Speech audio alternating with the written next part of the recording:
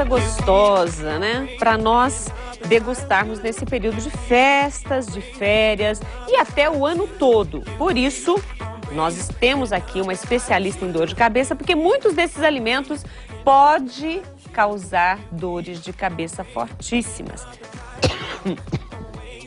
Doutora Jerusalecrim, bem-vinda.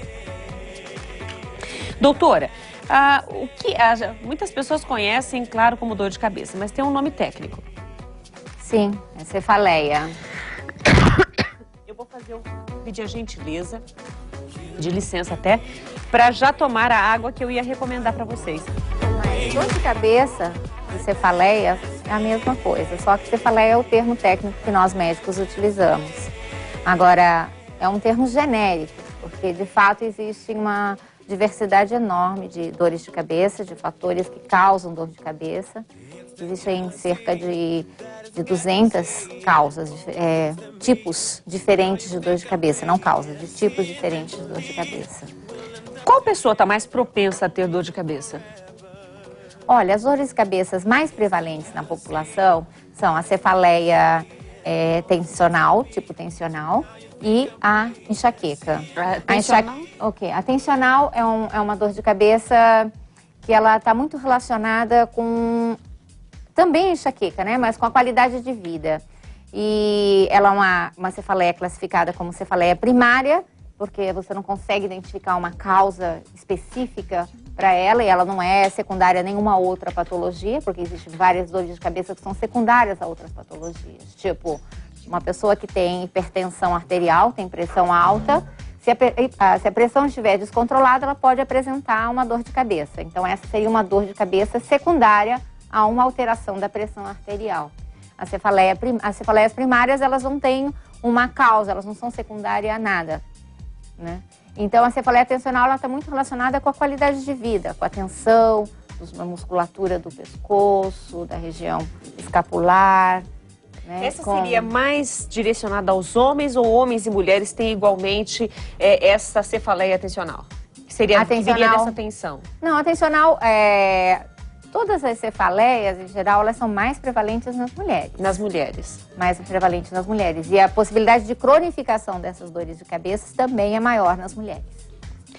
Quer dizer, muitas mulheres, e já virou piada isso, quando chega a noite, o marido vai procurar, tô com dor de cabeça. Muitas delas falam a verdade. Sim, com certeza. Agora, o que poderia ter causado a dor de cabeça nessa mulher? O período pré-menstrual ou menstrual poderia causar dor de cabeça? Existem os fatores hereditários, genéticos mesmo, que já deixam a mulher mais propensa a ter dor de cabeça. Existem também os fatores hormonais. E também existem outros fatores que estão relacionados com a qualidade de vida, com o estresse. Normalmente as mulheres, elas assumem muito mais a casa, os filhos, elas têm o trabalho delas. Hoje em dia, quase todas as mulheres trabalham fora de casa. Então, elas têm uma cobrança muito grande que vem de diversos lados, né? Isso daí acaba interferindo no corpo e gerando algumas manifestações em algumas pessoas que já são propensas a isso. Bom, eu já fugi para as mulheres, né? Mas eu vou voltar às duas cefaleias, que é a cefaleia tensional, que nós já até explicamos um pouco mais, que tanto homens quanto mulheres estão sujeitos a ter, e a outra cefaleia, que é a cefaleia... A enxaqueca. A enxaqueca. É a mais conhecida. Que é a mais forte, ou não? Ela é mais conhecida porque a intensidade ela é muito maior e porque ela também ela tem sintomas associados, que não é só a dor de cabeça. Normalmente, junto com a dor de cabeça, vem náusea, vômitos, alteração do comportamento, vem alteração do sono, e vários outros alterações visuais e vários outros transtornos que aparecem antes de aparecer a dor de cabeça, durante o período que está com dor de cabeça e depois que a dor de cabeça vai embora. Alteração do apetite, pode aumentar o apetite ou diminuir o apetite. Dependendo de cada pessoa. Aumentar o apetite, mesmo com dor de cabeça, a pessoa... Mas ela come por ansiedade? Esse aumento do apetite, ele costuma ocorrer mais antes e depois. Porque durante, o desconforto acaba sendo muito grande. A maior parte das pessoas apresentam muita náusea. Então, o apetite não fica mais comprometido pelo desconforto da náusea.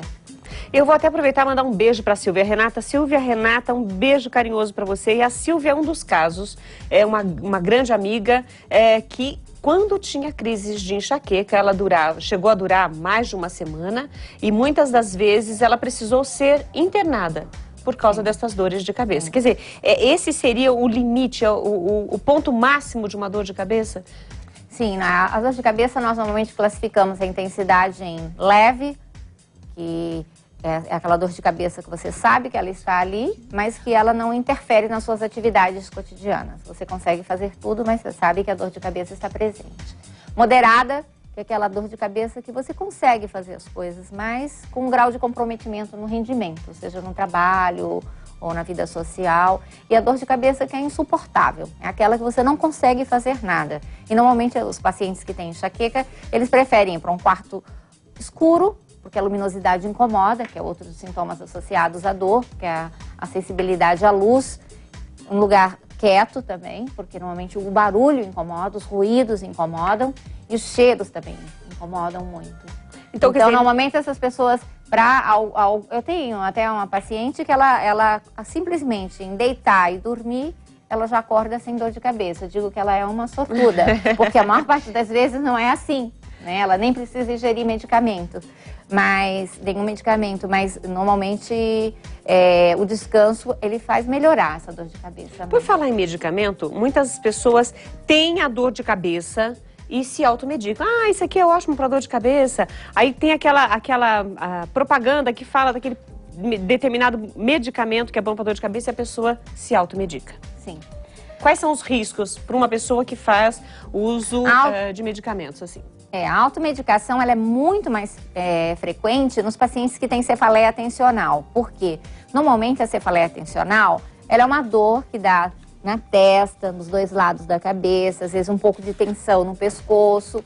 Ela é uma dor que incomoda, mas não chega a comprometer as atividades cotidianas. A maior parte das vezes a pessoa consegue trabalhar, consegue fazer tudo na vida, apesar da dor de cabeça, o que é diferente da enxaqueca.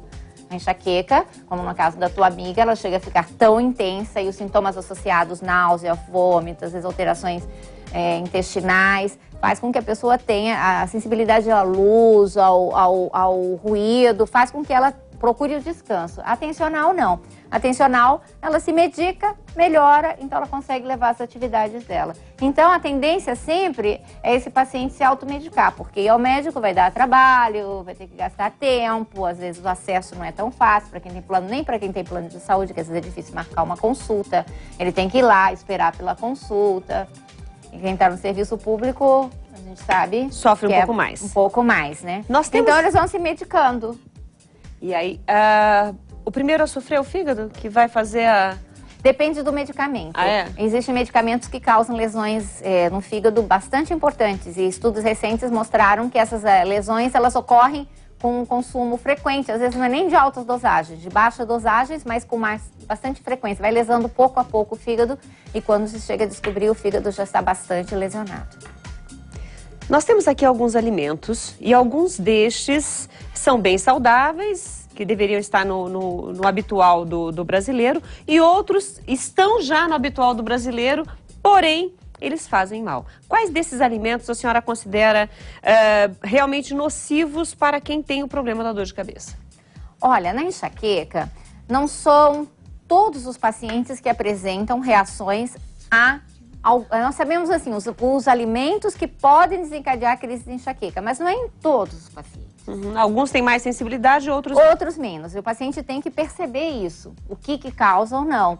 Mas às vezes o mesmo paciente que diz chocolate, quando eu como chocolate, eu desencadeio crise de enxaqueca. Em outra circunstância, dependendo como ele esteja, né, ele pode não desencadear a crise de enxaqueca com chocolate. Mas se de antemão ele já sabe que o chocolate ele tem um potencial de gerar a dor de cabeça, é melhor evitá-lo. Mas, por exemplo, se é um paciente que está estressado e ao mesmo tempo o chocolate gera dor de cabeça, ele vai e come o chocolate. Então, o estresse é um grande fator desencadeador da crise. Mais o chocolate, isso aumenta a possibilidade dele ter uma dor de cabeça.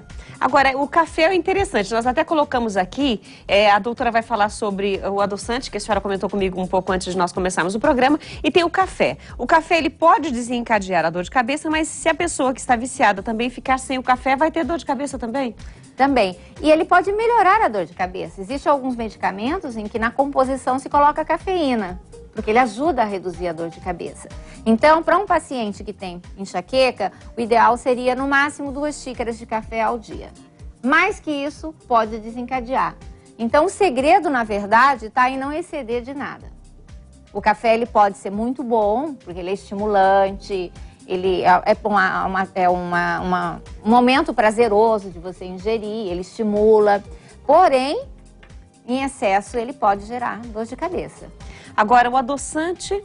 E às vezes o café, o problema não é só o café, é a associação que você faz de um alimento estimulante, que seria o café, com outros estimulantes. Então, pode ser os refrigerantes, os chás, né, os cappuccinos. Então, você tem uma associação de alimentos estimulantes. E isso faz aumentar a possibilidade de você ter uma crise de enxaqueca. Os adoçantes ou aspartame, sobretudo, que está relacionado com o desencadeamento de crises de enxaqueca. Então, evitar. Evitar. Agora, salgadinhos embutidos, inclusive coloquei aqui o glutamato monossódico. O glutamato monossódico é uma substância que já está comprovado que ele pode desencadear a crise de enxaqueca. E ele está presente em umas comidas normalmente asiáticas e também em quase todos os produtos industrializados. Se você olhar no pacotinho ou na lata, a composição, você vai encontrar o glutamato monossódico. Mas por quê? Porque ele potencializa o sabor, ele dá a sensação de que a comida está mais gostosa. Mas tem esse problema, quem tem enxaqueca pode desencadear uma crise, porque não é todo mundo que tem enxaqueca. São pessoas que são predispostas a ter crise de enxaqueca. Isso é uma herança genética que eles recebem, onde fatores hormonais também interferem. É o seguinte, o cérebro dele, se você fizer um scanner, se você fizer uma tomografia ou uma ressonância, não vai encontrar alteração nenhuma nesse paciente. O organismo não acusa? Não, exames não acusam. Mas o funcionamento dele é anômalo. Diante de alguns estímulos, ele pode vir a desencadear todo o quadro da enxaqueca, que não é só a dor. Doutora, esses aí seriam os fatores estimulantes. Esses né? salgadinhos, comidinhas prontas e etc. Frituras. Agora eu tenho aqui cítricos, o limão aqui representa os cítricos e tenho aqui o doce, que as pessoas também exageram, principalmente nesse período de festas. Cítricos e doces também podem desencadear? Os cítricos, não, em alguns pacientes sim, mas não é o mais frequente fator desencadeador de dor de cabeça. Os sucos muito cítricos, seria o problema dos sucos cítricos é a combinação, que normalmente eles têm um ácido ascórbico, né, e com benzoato de sódio, que isso aí se combina e forma uma outra substância que é cancerígena. Já é outra história, mas também em alguns pacientes pode desencadear, sobretudo pelas substâncias estimulantes que estão presentes dentro dos refrigerantes. Doutora, tem como prevenir a dor de cabeça? Só para a gente fechar. Tem. Hoje, de uns anos para cá, para nós ficou bastante patente que no caso da enxaqueca, um dos fatores mais importantes para se prevenir é o controle do nível de estresse, ter uma vida mais regrada, porque um paciente que tem essa predisposição no cérebro, né, de desenvolver essas crises, o paciente ele tem que ter uma vida bem regradinha, ele tem que dormir a mesma quantidade de horas, seja durante o período de férias, seja durante o período normal de vida dele, a mesma quantidade de horas. Então ele deve ir e normalmente respeitar os horários também, ir a mesma hora para a cama, sair a mesma hora da cama. Mesma hora do almoço, do jantar. Os horários das refeições têm que ser respeitados, ele não pode ficar com fome, porque a fome é um fator desencadeador das crises. Né? A alimentação também ele tem que cuidar, mas é um paciente também que se ele cuidar de todos esses fatores, ele vai ser bastante saudável, né? Agora, ele tem um estímulo forte para cuidar. Um detalhe que para essas festas que ela fez, um comentário você deve consultar o seu médico, para você que já tem o problema da dor de cabeça, consultar o seu médico antes das festas, já receber a orientação também para evitar, porque ninguém quer começar o ano com dor de cabeça. Então, uma dica da Rita Maria, agora não é nem da doutora, é da Rita Maria, não misture bebidas, se for beber, não dirija. E tem tantas outras dicas boas que vão te dar dor de cabeça depois se você abusar. né? Não é nem só dor de cabeça que nós falamos, né, doutora? Mas não queira dor de cabeça, não procure dor de cabeça. Doutora, se as pessoas quiserem entrar em contato ou conhecer mais sobre o seu trabalho, um telefone ou e-mail de contato? Sim. Doutora Jerusa é DRA, Jerusa, sem ponto, @alecrim.med.br. Então tá aí o Jerusa com J e S. É, Jerusa com J e S. Então, DRA e o telefone? É 3388-3165, 19 de Campinas. Então, 3388-3165. 3388-3165. Doutora, muito obrigada. Obrigada, Um feliz ano novo, sem dor de cabeça. Sem dúvida.